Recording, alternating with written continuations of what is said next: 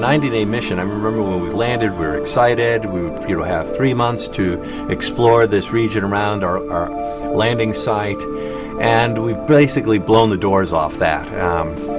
For 6 years now, we've been doing classic field geology on Mars, learning about the planet and its ancient past, and there have been powerful revelations that have come well after that prime mission. This experience of Spirit is something that I've really kind of integrated into my whole identity. This has become part of what I do, and it looked at the very beginning of the mission like this was going to be something that I got to do for a very brief time, for 3 months, and that was terrific, and it was unique, and it was special, and I was really looking forward to it, and I never in my wildest imagination believed it was going to go on for years. Spirit really has had to have a lot of spirit to keep going. It's been the little rover that could, in a way. It's had to work very hard for all of its discoveries.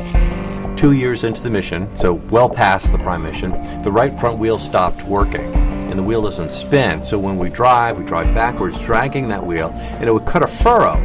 And so it actually turned out to be yet another scientific instrument or scientific investigation, because it now trenched as we would drive along, revealing what's just beneath the surface. One thing that we seem to be finding almost anywhere we're digging this trench are these widespread deposits of various kinds of salts and minerals. They look this brilliant white or yellow in the color images, and that's because they're either sulfur or silica or salts of various kinds.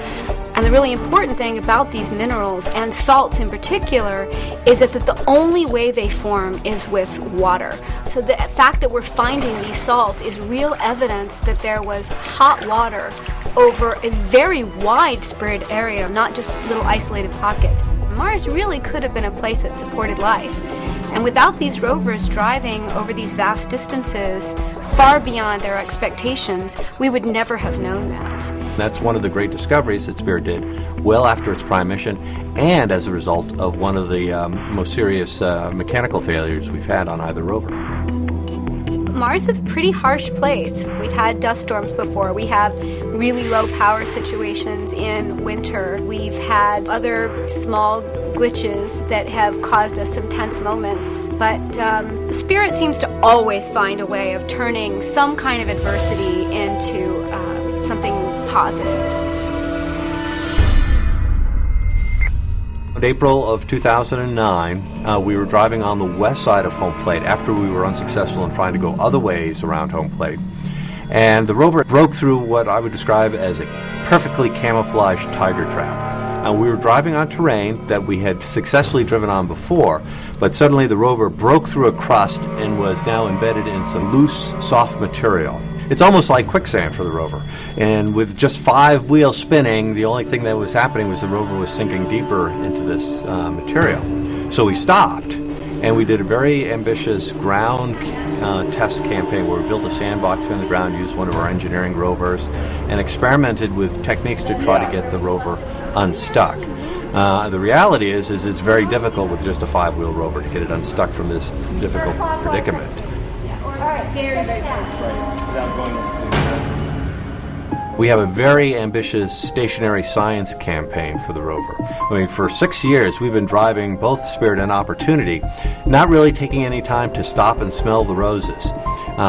There's a lot of lander science that one can do, and we plan to do that with Spirit. Spirit's continued triumphs absolutely amaze me. Just the fact that we've had so much more of this mission than we ever thought we were going to have. What these rovers have done is that they have made Mars a familiar place. Mars is now our neighborhood. My team goes to work on Mars every day. And that, I think, is the great intangible contribution from these rovers, is that Mars is no longer this, strange, unknown world. Yes, it's still mysterious, but much of Mars is now known to us as a familiar place.